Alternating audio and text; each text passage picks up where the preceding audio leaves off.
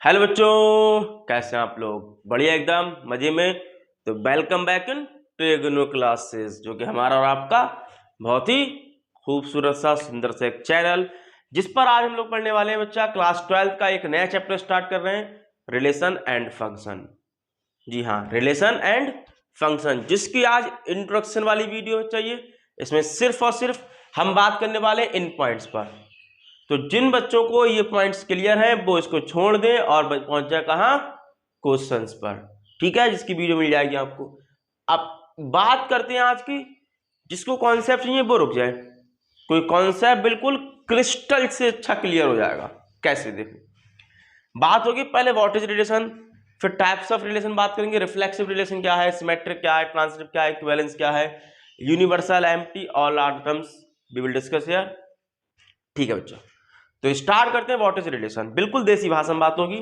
Relation क्या चीज है, क्योंकि मैथमेटिकल टर्म्स में ये चैप्टर समझ नहीं आता है।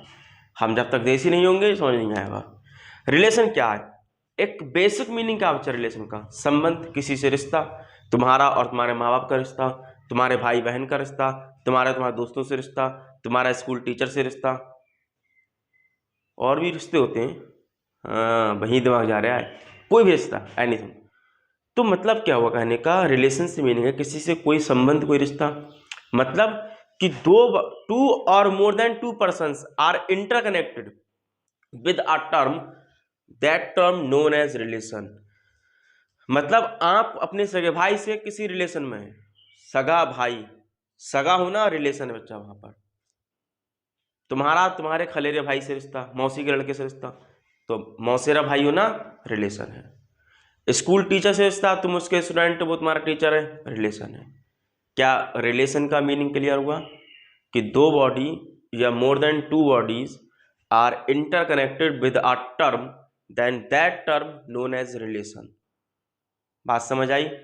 हस्बैंड वाइफ का रिश्ता, ठीक, दादा दादी का रिश्ता। तो ये तो हुआ व्हाट इज रिलेशन। किस टर्म में बेटा? हमारे डेली लाइफ के टर्म में। मैथ्स के टर्म में क्या होगा कि अगर कोई सेट है ए और कोई सेट है बी, ये दो सेट है ए और बी, इसके कोई भी एलिमेंट्स, सपोज 1 2 3, इसके कोई भी एलिमेंट्स हैं ए बी सी डी करके ले लो। अब अगर इस वन का relation A B C D किसी से भी है या सारों से है, मान लो सपोज वन का रिलेशन ए से है, वन का रिलेशन ए से है, वन का रिलेशन बी से है, वन का रिलेशन सी से है, वन का रिलेशन डी से है, ऐसा भी हो सकता है। और मोर मे बी पॉसिबल वन का सिर्फ ए से रिलेशन हो जाए। तो यहां पर मैथ्स में रिलेशन कैसे डिफाइन करते हैं कि सेट ए के एलिमेंट्स का सेट बी के एलिमेंट से कोई रिलेशन होना, सेट ए के एलिमेंट्स का सेट बी के एलिमेंट से कोई रिलेशन होना। जैसे वन का ए से रिलेशन हुआ, हो सकता है वन का बी से रिलेशन हो जाए, वन का सी से भी हो सकता है, और वन का डी से भी हो सकता है। कोई वन मना थोड़ी करेगा, किसी से रिलेशन बना सकता है बेटा वो। Similarly may be possible two का ए से हो जाए, टू का बी से, टू का सी से, टू का डी से। सिमिलरली थ्री का ए से हो जाए, थ्री का बी से हो जाए, थ्री का सी से, थ्री का डी से हो जाए। तो ऑल आर द टर्म्स जो कि ए और बी रिलेशन में, ए के हर एक एलिमेंट बी से कोई ना कोई रिश्ता बना रहा है। ठीक है, तो इसको हम डिफाइन करते हैं रिलेशन। अब बच्चा ध्यान दें, बेसिकली ये है क्या चीज। हमने क्लास 11th में पढ़ा था कि इसका और इसका कार्टेशियन प्रोडक्ट अगर निकालें तो यही तो आएगा। अगर इस सेट का इस सेट से कार्टेशियन प्रोडक्ट निकाला है तो यही तो आएगा। तो बेसिकली लिखा क्या गया बच्चा? ए क्रॉस बी, ए और बी का कार्टेशियन प्रोडक्ट। आए बात समझ? मतलब क्या हुआ कि कोई भी दो सेट का रिलेशन हम डिफाइन करते हैं उन सेट्स के कार्टेशियन प्रोडक्ट के ऊपर। दो सेट्स का हम रिलेशन डिफाइन करते हैं उनके कार्टेशियन प्रोडक्ट के ऊपर। मतलब यहां से हम कह सकते हैं कि जो रिलेशन होता है आर, बेटा यहां पर आर जो है वो डिनोट कर रहा है रिलेशन को, ना कि रियल नंबर को। तो R is subset of A cross B, R is subset of A cross B, यानी कि ए और बी का जो कार्टेशियन प्रोडक्ट है उसका जो ऑर्डर्ड पेयर है वो आर है, कोई भी ऑर्डर पेयर आर है, ये सारे के सारे ऑर्डर पेयर आर हैं, तो आर सबसेट होता है ए क्रॉस बी का। क्या मेरी बात समझ पाए? थोड़ा सा रिवाइंड करूं, रिलेशन क्या है? कोई भी दो बॉडी या दो से ज्यादा बॉडी कनेक्टेड है तो उस टर्म को रिलेशन कहा जाता है। मैथ्स कह रही बच्चा कि ए का कोई सेट लिया, बी का कोई सेट लिया, ए के एलिमेंट बी से कनेक्टेड हैं इस मैनर में अगर, तो ये इनका रिलेशन कहलाएगा। और इसी को बेसिकली हमने 11th क्लास में देखा था, कार्टेशियन प्रोडक्ट है। ठीक है, तो मतलब क्या हुआ, रिलेशन डिफाइन होता है कार्टेशियन प्रोडक्ट में। किसमें? कार्टेशियन प्रोडक्ट पे। तो हम यहां से कह सकते हैं कि रिलेशन जो होता है किसी भी नंबर का या किसी भी क्वेश्चन का, वो कार्टेशियन प्रोडक्ट का सबसेट होता है। आया बात समझ में? अब कुछ बच्चों को डाउट आएगा, सर अगर सबसेट होता है हो सकता है इक्वल भी होता हो, वो भी बात करेंगे, यहां बात करेंगे यूनिवर्सल रिलेशन पर। क्या इतनी बात समझ आई? कोई प्रॉब्लम किसी को? इतना नोट करें, फिर स्टार्ट करते हैं आज के की पॉइंट्स बच्चों। तो व्हाट इज रिलेशन वो समझ आया। अब बात करते हैं टाइप्स ऑफ रिलेशन में। सबसे पहले रिफ्लेक्सिव रिलेशन। देखो बहुत ही आसान ही कहानी है, बस बच्चे बेफालतू में फंस जाते हैं इसमें। रिफ्लेक्सिव वर्ड का मतलब थोड़ा हिंदी में समझ रहे हैं, सेल्फ रिलेशन, मतलब खुद का खुद से रिश्ता, खुद का खुद से रिश्ता।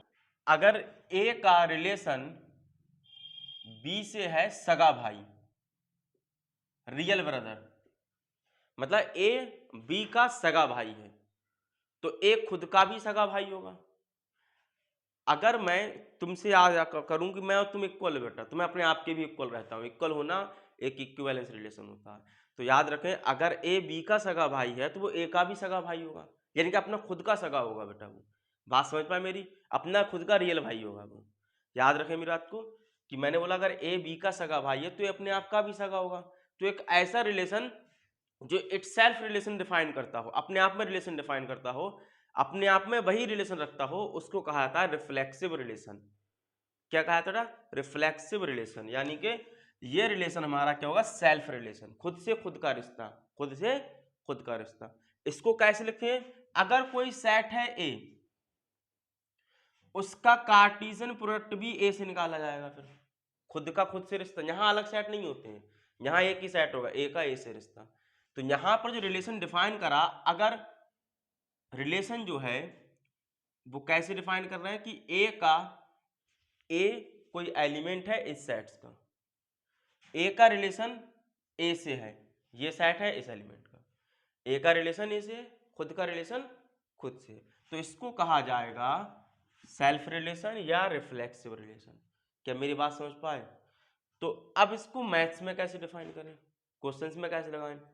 सपोज आपको कुछ नंबर में आया हुआ है बेटा 1 2 3 1 4 4 इस तरीके से, तो जब हमारा खुद से खुद का रिश्ता का मतलब क्या है? दोनों एलिमेंट सेम होंगे, 1 1 होगा, 2 2 होगा, 3 3 होगा, लाइक दिस, तो वो कहे जाते हैं बेटा रिफ्लेक्सिव रिलेशन। क्या मेरी बात समझ पाए? रिफ्लेक्सिव रिलेशन का मतलब क्या है? जो तुमने रिलेशन किसी और से बनाया है वही रिलेशन तुम्हारा खुद से हो, मतलब तुम किसी और के सगे भाई हो, तुम अपने भी सगे भाई हो अपने आप के लिए, तो ये रिलेशन हुआ रिफ्लेक्सिव रिलेशन। कैसे लिखते हैं? ए क्रॉस ए पर डिफाइन होता है, आर जो डिफाइन है वो ए क्रॉस ए पर, Cartesian product of A cross B. कैसे लिखा जाता है मैथमेटिकल टर्म में? ए का रिलेशन ए से, ए का रिलेशन ए से। नंबर फॉर्म में कैसे लिखते हैं? 1 1 2 2 3 3, डबल एड जिसमें आ जाए। ठीक है बेटा, क्या रिफ्लेक्सिव रिलेशन क्लियर है? ठीक, बहुत मजा आएगा, बस बताते रहें, मजा लेते रहें। अगला है सिमेट्रिक रिलेशन। सिमेट्रिक रिलेशन में हमेशा दो बॉडी के बारे में बात होगी, दो पर्सन के बारे में बात होगी। ठीक है, दो अलग अलग सेट्स के एलिमेंट्स के बारे में बात होगी। यहां सेम सेट थे, तो रिफ्लेक्स सिमेट्रिक रिलेशन डिफाइन होता है ए क्रॉस बी पर, ए क्रॉस बी पर। आई मेरी बात समझ में?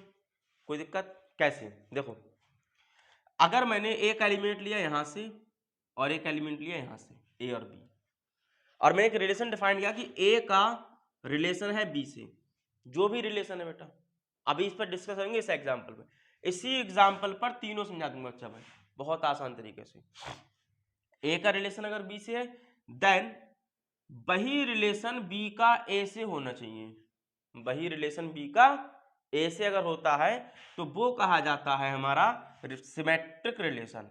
कैसे कर देखें, वही बात कि अगर ए बी का सगा भाई है यानी कि रियल ब्रदर है, मतलब आप अपने बड़े भाई या छोटे भाई के सगे भाई हैं, तो क्या वो आपका भी सगा भाई है?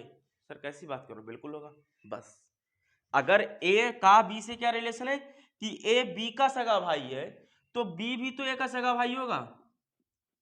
क्यों भैया, बात समझ आई? अगर ए बी का सगा भाई है तो बी ए का भी सगा भाई होगा, यानी कि सगा भाई रियल ब्रदर होना कैसा हुआ बच्चा? हमारा सिमेट्रिक रिलेशन। आए बात समझ में? तो ये कंडीशन फॉलो होना चाहिए कि ए का जो भी रिलेशन बी से है वो बी का रिलेशन ए से भी होना चाहिए, सगे भाई वाला। सर कोई मैथमेटिकल टर्म लो, देखो मान लो दो लाइन इक्वल है ए भी एक लाइन है, एक लाइन पी क्यू है। अगर दोनों लाइन लेंथ में इक्वल है बेटा, ऐसे मान के चलना है, क्या ए लाइन बी, अगर A B line P Q के इक्वल है, A B line P Q के इक्वल है, अगर ए बी इक्वल है पी क्यू के, तो क्या पी क्यू इक्वल नहीं होगा ए बी के? बिल्कुल होगा। अगर ये इसके इक्वल है तो ये इसके इक्वल भी होगा। तो इक्वल होना क्या बच्चे यहाँ पर? रिलेशन। इक्वल होना क्या बच्चे यहाँ पे? रिलेशन। अब वो रिलेशन कैसा है? सिमेट्रिक रिलेशन है। क्या मेरी बात समझ पाए? कोई प्रॉब्लम? तो मैंने अब तक क्या बोला? रिफ्लेक्सिव रिलेशन क्या बेटा? सगे भाई का रिलेशन होना, मतलब खुद का खुद से रिश्ता, सेल्फ रिलेशन। अगर तुम किसी के सगे भाई हो तुम अपने भी सगे भाई हो, ठीक है।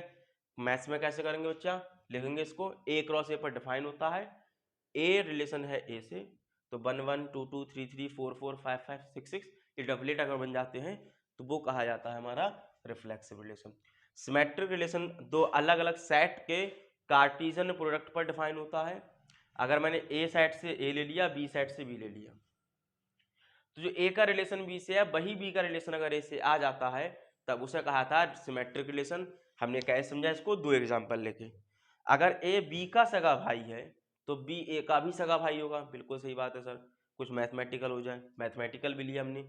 अगर ए बी इक्वल है पी क्यू के तो पी क्यू भी तो ए बी के इक्वल होगा। क्यों भैया? क्लास 9th के एग्जाम्स पढ़ी हमने। अब एक एग्जाम्पल और ले रहे हैं, अगर A B line P Q line के पैरेलल है, if A B parallel P Q, तो क्या इसका रिवर्स ट्रू होगा? पी क्यू पैरेलल होगा ए बी के? बिल्कुल होगा। अगर ए बी इसके पैरेलल है तो ये भी तो इसके पैरेलल होगा। जी हाँ, तो पैरेलल होना क्या हुआ? एक रिलेशन जो कि कैसा? Symmetric relation. तो अब तक का समझ आया? इतना नोट करें, take a screenshot, then we will move ahead. ठीक है स्टूडेंट्स, एक अगला पार्ट करते हैं, ट्रांजिटिव रिलेशन।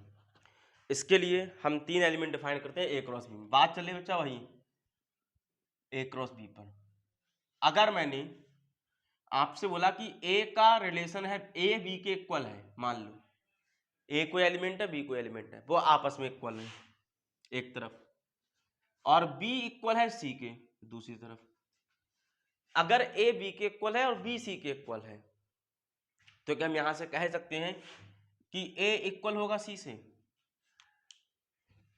सर बिल्कुल होगा, क्योंकि ये आपस में इक्वल, बी इसके इक्वल, तो ए और सी के इक्वल हो गया।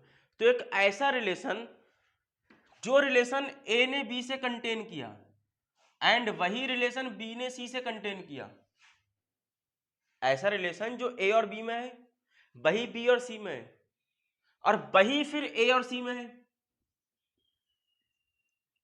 तो उस रिलेशन को कहा जाता है ट्रांजिटिव रिलेशन। सर कोई एग्जांपल दो, मजा नहीं आया। चलो फिर देसी, फिर मजा अपना।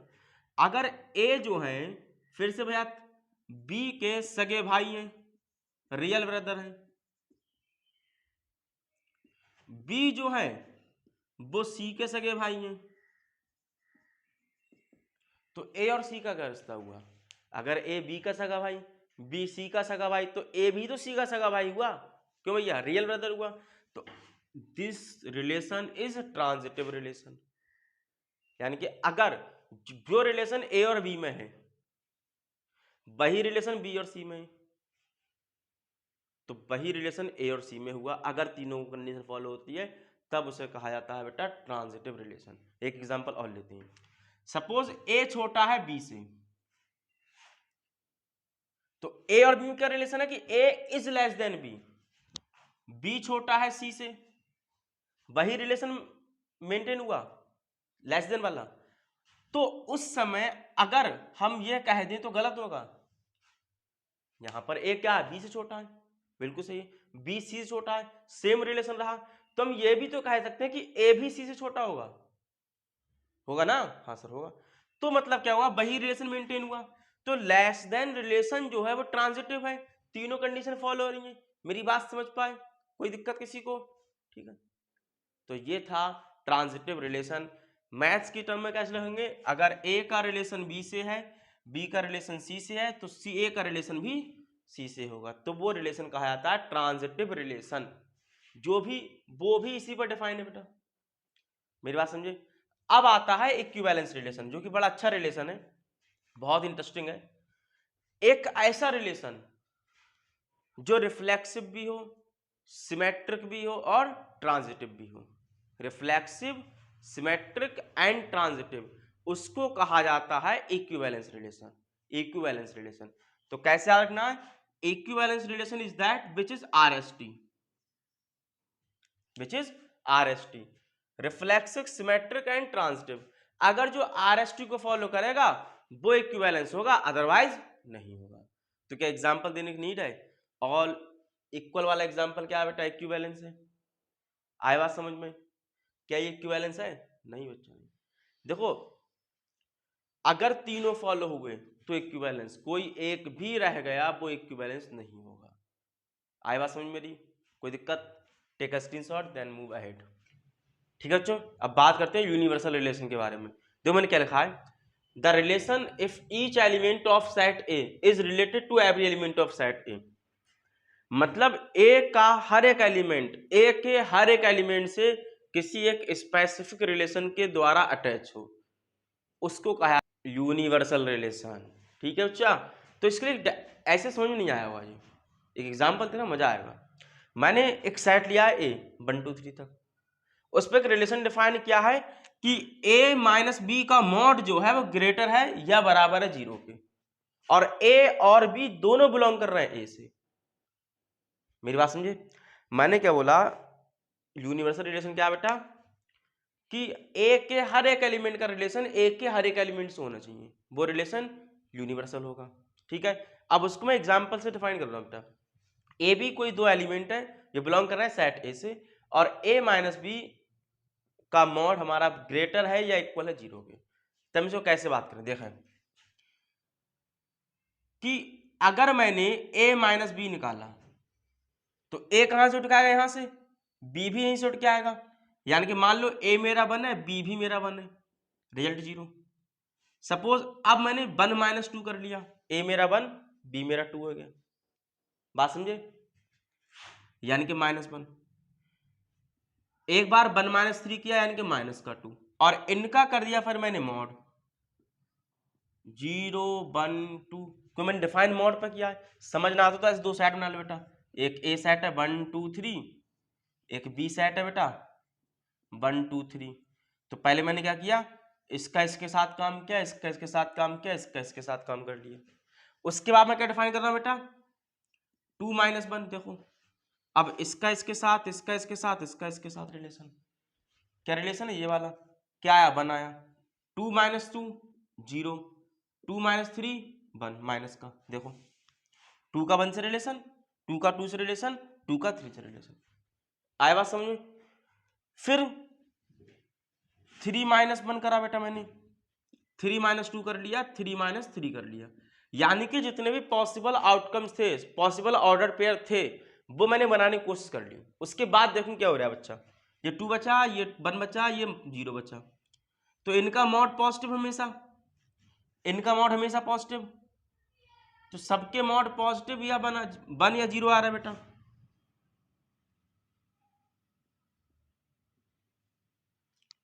तो हुआ क्या, इन्होंने क्या बोला कि mod of A minus B अगर 0 से बड़ा या बराबर है तो वो रिलेशन है बेटा। तो हमको चेक करना है वो रिलेशन कैसा है, यूनिवर्सल।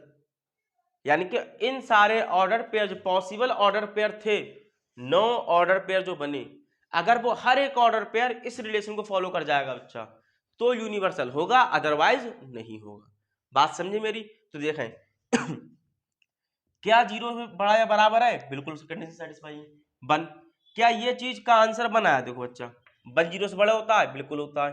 2 0 से बड़ा होता है, बिल्कुल होता है। मतलब ये तीनों एलिमेंट यहां रिलेशन बना रहे हैं, इस कंडीशन को सेटिस्फाई कर रहे हैं। बात समझ पा रहे हो मेरी?